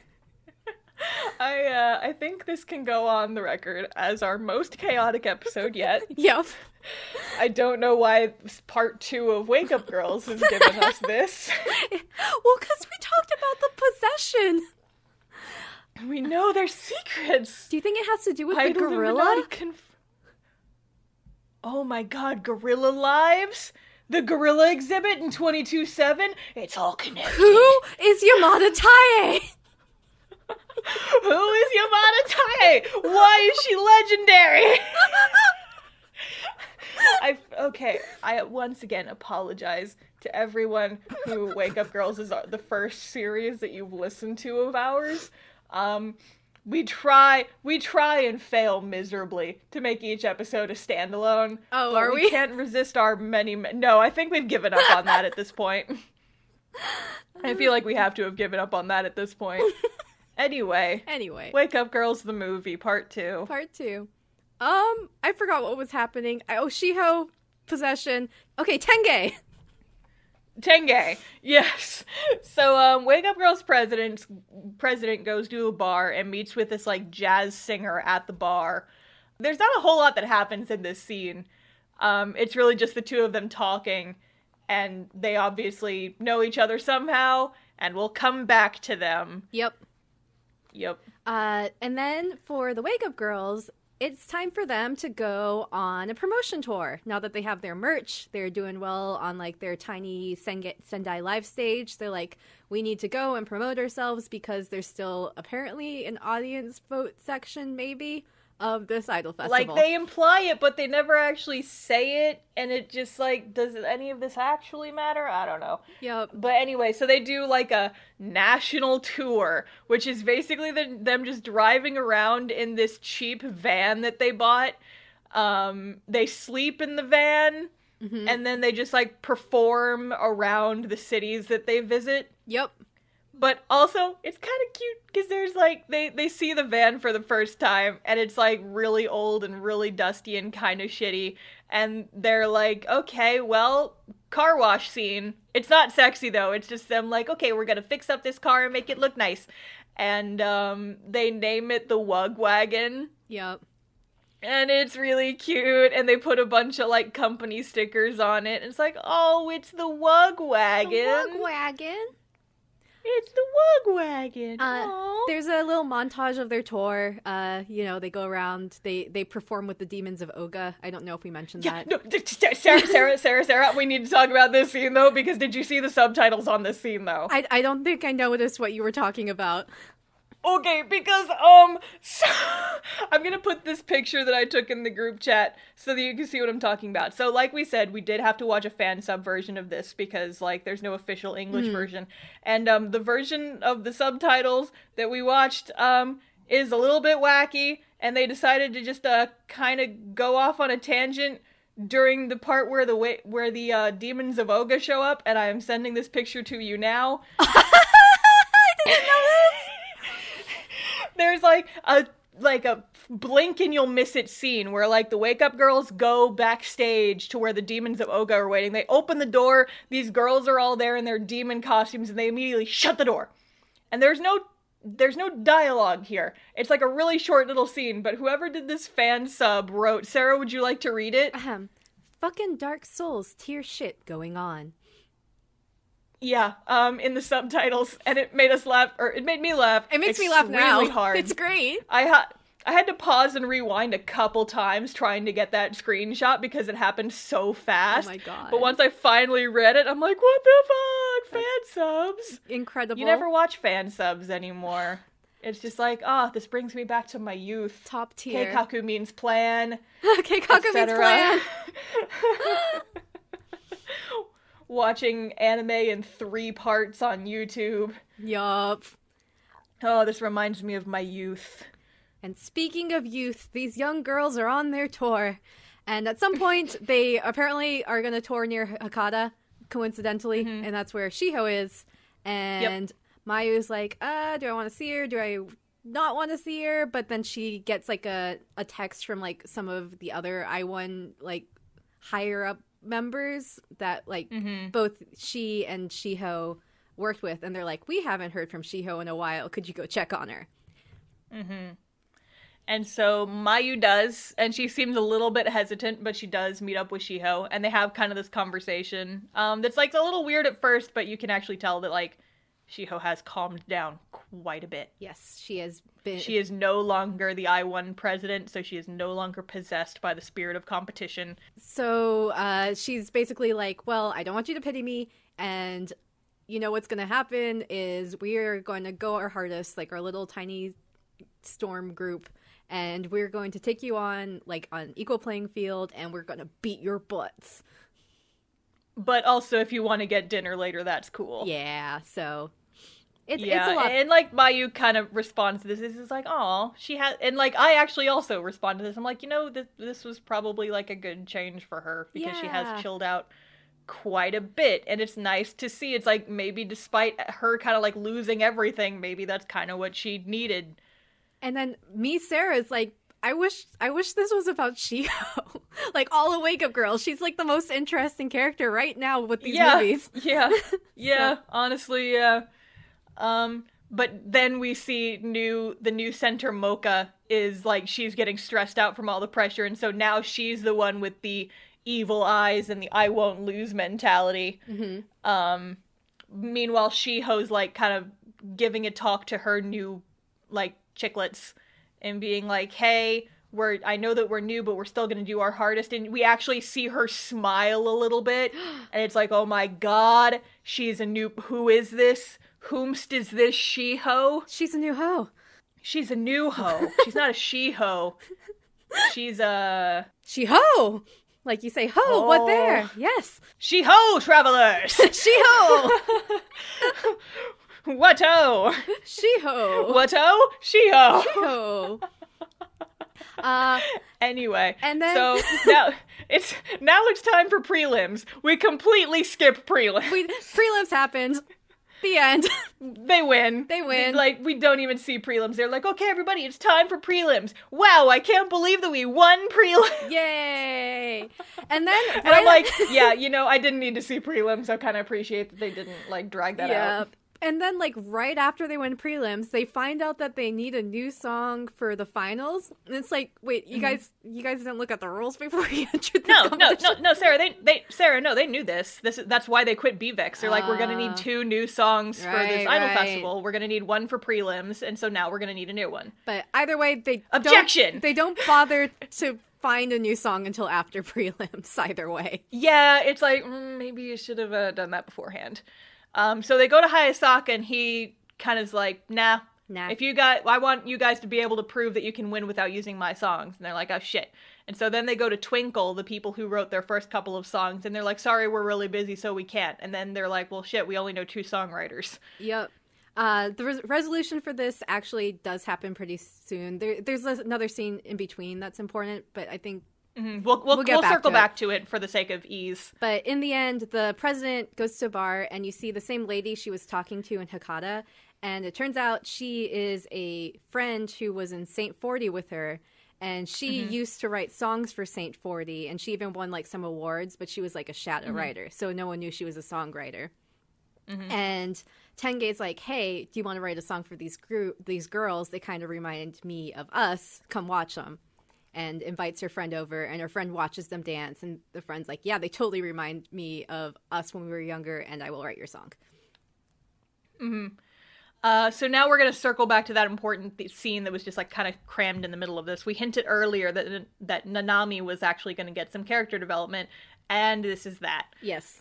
So we see Nanami, ponytail Takarazuka girl, and she is like getting a ride home from her dad. And she, the entire time, is acting extremely tense. So this was, like, actually a really good example of show don't tell. I actually really enjoyed this scene. Because they only tell you exactly what you need to know, and the rest is kind of gotten across by their personalities and how they're reacting to each other. And I thought it was like, chef's kiss. This is good writing. I wish the whole movie was this. But basically... So Nanami's like just kind of like hugging her backpack and acting like very insular the entire time. And her dad's like, so you've been doing this idol stuff a lot. The Hikari Zuka exam's coming up, and you know that your mom and I sacrificed a lot to get you that because it's been your dream forever. So I think you need to start focusing and preparing for like what you actually want to do, which is like the Hikari Zuka exam. Which we covered a little bit in the first season, but now we're kind of coming back to that. And her dad's pressuring her is like, this is what you said you wanted to do, so we prepped you for this, and so you need to actually spend some time doing this, which means he's kind of basically telling her, is like, you need to stop doing so much of this idol crap. Yep. So later on, when they're practicing their new song, which, like, all the girls are like, oh, heck yeah, this new song, it's the best new song ever. So they're practicing, but Nanami is, like, super not, like, engaged, right? Like, everyone can kind of tell there's something going on with her. And it gets to the point after practice where Irie's like, hey, why don't we talk about this? Yeah, so she ends up at Irie's house, and they kind of talk about it a little bit, and Irie's like, I feel like you should just be honest with the rest of the girls, because we don't have a whole season for you to do what Mayu did, so you just need to, like, talk to them, like, right now, because we've only got, like, 15 minutes left of this movie. Come on, time's running out. And Nanami's like, okay. So then we skip to the next day, and so Nanami is talking to the other girls about her situation. Basically, apparently... so Hikari Zuka has, like, this school that you can train in, and then that's, like, kind of your path into the theater group is kind of how I understand it from the movie. And the way she puts it is, after you're 16, it gets exponentially harder to get accepted into the academy, and since she's going to turn 16 next year, this is kind of the last good opportunity she has to try out and potentially make it in. But she also doesn't want to quit Wake Up Girls, because, like, she's put so much into this group, and she really cares about the group and all the members, and, like, they just got this new song, so what does it mean if she quits now? And she starts crying, and the other girls start crying, and one sweet thing is that Minami has this good luck charm that she had in the first season that, like, her grandma club made her, and so she gives it to Nanami, and Nanami's like, but this is your treasure, I can't just take this from you, and it's, oh god, it's, this scene actually, like, I didn't cry, but I kind of, like, felt it in my Doki Maker. I'm like, oh, baby. And so basically, the conclusion that all the girls come to and that she comes to is, like, Wake Up Girls is obviously something you love, but Hikari Zuka has obviously been your dream, so you should try out for that. You should, and then the other thing is that, she can't do both, because it's the same finals, day. It's the same day, because of course it is. Of course it is. The Hikari Zuka exam is on the same day as the Idol competition finals. And guess what that means? It means dramatic scene, going to the airport, tears streaming down your face, and then it's time to give up on your dreams. Here we are, guys! We're back to Love Live! Yup. But I mean, like, to be fair, at least in this instance, she came to this conclusion by herself. True. And not because Mayu came to the airport and talked her out of following her dreams. Fair. But yes, you get like 10 minutes towards the end of this movie of them working up about how Nanami is gonna leave, and it gets really sad and really dramatic, and then there's a 10-second scene where she's like, actually, never mind, I'm back, hi. Well, okay, like, I know that we're comparing it to Love Live. I feel like this was, like I said, because it was not, like, someone else showing up at the airport and convincing her, that she actually did come to this conclusion on her own. This was actually, I would argue, better than how Love Live did it. Sure. It was just such, like, a quick problem resolution solved. We did it immediately. Yes. Certainly, yes. Not denying that. I'm just saying, if we're comparing this to the airport scene from Love Live, exponentially less frustrating. True. Just because, like, this is a conclusion that she came to for herself, so you know it's not just, oh, I just want to stay with my friends and be in my comfort zone. It's, I have these two things. I have made my decision. I'm going to do the idol thing. So, but what that basically means is that now it's the day before the Idol Festival, and Nanami has to learn the song and the dance in less than 24 hours and also still get some sleep. She'll probably be okay because they did that pretty good at the end of the last movie, so. I mean, yeah, fair. It's just like, okay, yeah, sure, hand wave, we've only got 10 minutes of this movie left, whatever.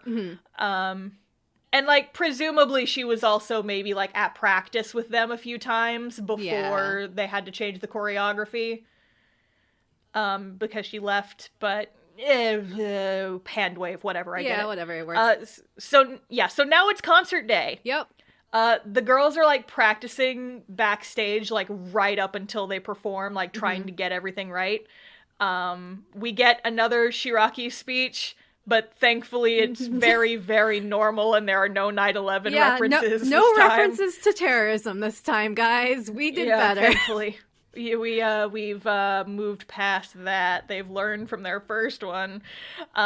So there's 3 groups that we focus on. There's I-1, obviously. And like they have like kind of a very, I would argue, basic kind of idol song. I-1 is so basic. Come on, guys. Yeah, they're so basic. God. But the costumes are kind of cute. They're like mostly white, and they've got like blue plaid skirts and shirts and stuff. It's kind of cute. It's very standard idol fare, but it is like a little bit boring compared to the other entries, because Next Storm, Shiho's group, Sarah, I love them. Yeah, they're cute. Sarah, they're great. So they've got like these red and black outfits with little devil horns, and they have like kind of this rock music, and I'm like, oh no, I love them though. Yeah, they're like, and their song is really cute too. Like the little bit you hear, you don't get very much, but yeah, you get like 30 seconds tops of this song that they perform, and it's actually really good. I like it. But now it's time for Wake Up Girls to perform. And they're Sarah, okay, so I have a vibe of, like, I know how I feel about these costumes. I want to hear how you feel before I say anything. They look like Pit. They're all Kid Icarus. That's all they are. Yeah, a little bit. They're That's all idol it Kid looks Icarus.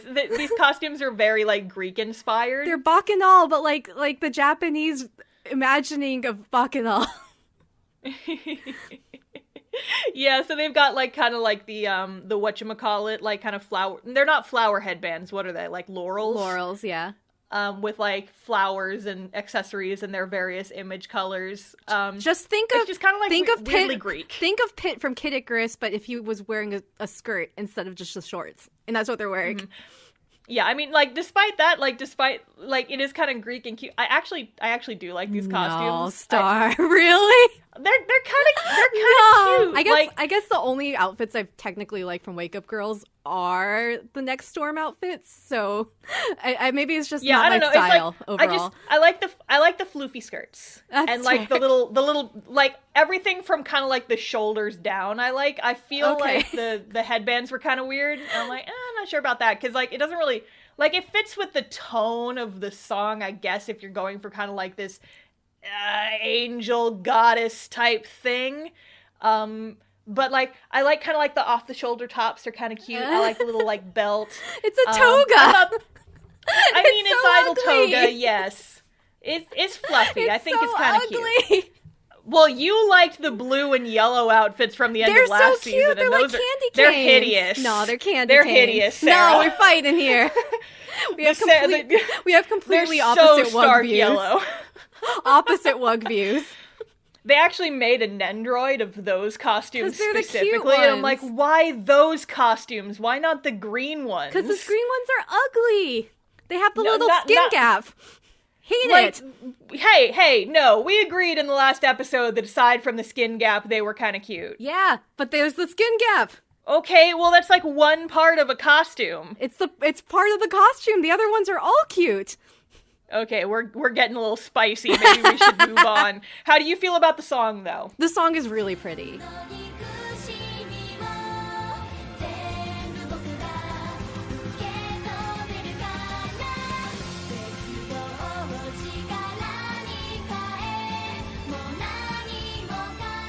The song is wonderful. So the song here is the same song as the movie title. It's called Beyond the Bottom. And it is awesome. It's like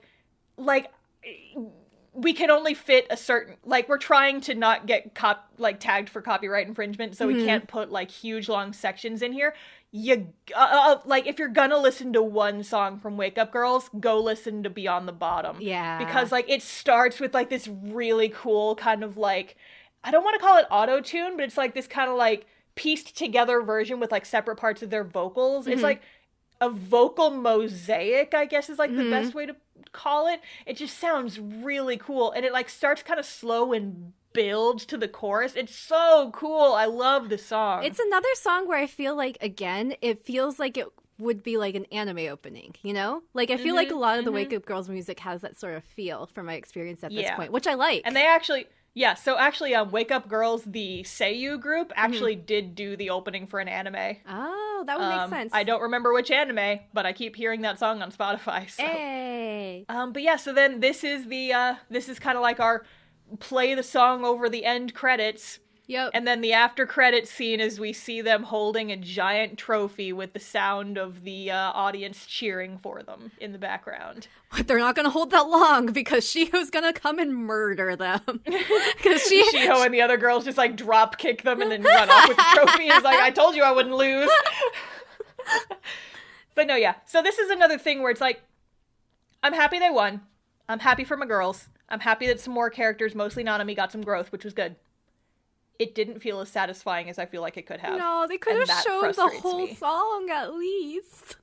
Yeah, and they really did it. And they do the dumb thing that I hate, where they cut away to a random conversation happening backstage for most of the song. Just show me the dancing. I want to see the dancing. God damn it. Especially like in a song this good, and man. In a movie, you had the time to animate it. You can't lie about that. You did. You had the time. Yeah. It's like you could have had this conversation like right before they started and then shown me more of the frickin' song and dance that I paid to see in the movie theater. Dang it. Or alternatively, this conversation could have happened in season 2. It didn't have to happen in the movie. Yeah, it was just weird. And like, I don't even remember what the conversation was about. I just remember that I was frustrated because we were watching this instead of watching my girls The conversation dance. was essentially Tenge's friend being like, yeah, I'll write for Wake Up Girls. But again, that could just happen in season 2. But it was dumb. Yeah. But they won, so yay! They won. Yeah. It didn't feel as satisfying as it could have. I am happy for them. I'm excited to see what happens in season 2 and how this kind of changes the dynamic, because now these girls are they're top idols now. Yeah. They officially beat I-1 Club by regulations and qualifications that we have no idea what it was. A mystery. Mystery qualifications, mystery ranks. And you said for season 2, from what you can understand, Mocha will be a more important character. So we'll get back to her. She at least had a part in the trailer that I watched without subtitles, where she comes at them and is just like, "Hi, I'm Mocha. I'm angry." Brr. Possessed. I need to investigate this further. Just nobody. If you don't hear from me. If any listeners, if you don't hear from Star and I, it's your duty to continue our legacy and uncover the iDOL Illuminati that's been hiding. You have to find the truth. The truth is out there. It's just hiding underneath all of our little subtitled noses. We just got to find it. It's out there. So next episode will be our last Wake Up Girls episode. Yep. We're talking about season 2, which at this point, I've only watched like 3 episodes and it was a long time ago, so I'm finally going to finish it, and then Sarah's going to watch it, and we're going to talk about it. And maybe it will be less chaotic than this episode was. We'll see. Or maybe it will be more chaotic. We'll find out. Depends on what we uncover.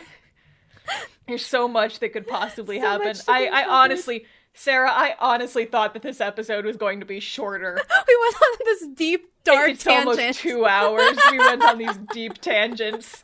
We talked about, let's reminisce. We talked about Death Note. We talked about BBC Sherlock. There was part where the iDOL Illuminati came and killed you and replaced you with a robot. So that's the whole thing that I have to deal with now. What? Our podcast episode was as long as watching both the movies.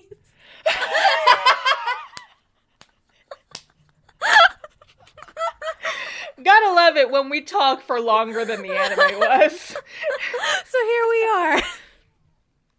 So, I mean, here's the thing, y'all. You could go watch Wake Up Girls, or you could just listen to us talk about Wake Up Girls for longer than the run of the actual show.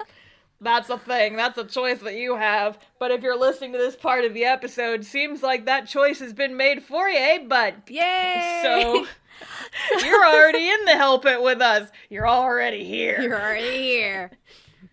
So I'm already Tracer. So Star, if they want to find more about the people and the show that's uncovering the Idol Illuminati, where can they find us?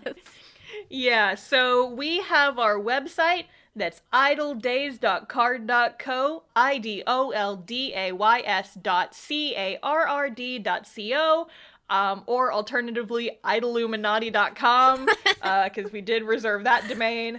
And that's basically like we list all of our episodes. We have a little bit about us. We've got a couple of some secret stuff in progress. It's going to go up on the website eventually, but like anywhere you want to listen to it, to our podcast, we'll have links up there.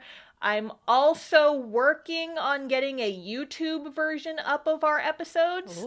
So be on the lookout for that in the future. And then Sarah, if they want to keep up with us not on the website, where can they go? We are on social media. We are on Twitter and Instagram at IDOLDaysPod. That's at IDOLDAYSPOD. And then we also have a Discord channel. Yeah. The link is on our website, and so you should come and chill with us and talk about idols with us. It's a good time. Help us uncover the truth. Conspiracy. Help us uncover the truth. The true meaning behind idols. The true meaning behind idol anime. And then just one other thing, I'm going to give a small hint for the next show that we'll be doing. Star and I are going to give each other recommendations, and that's your hint. Yeah. So we'll give you guys some more hints when we're done talking about Wake Up Girls after next episode. But for our next kind of like round of shows, we each recommended a show to the other to watch. And I'm very excited about it because the show I'm getting Sarah to watch is one I've been trying to get her to watch forever. And the one she gave me seems very interesting. So we'll see. It'll give us different perspectives on shows we each have already watched on our own, which is nice. Yes.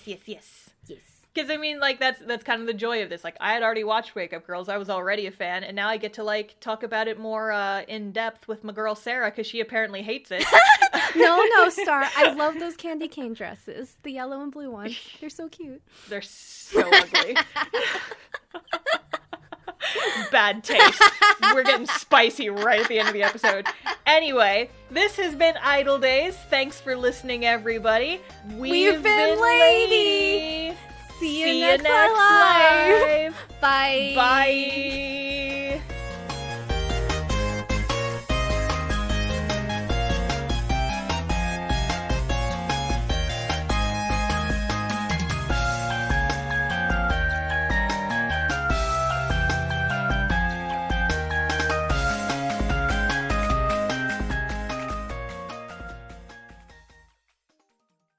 Anyway, this has been Wake Up. This has been... Shit.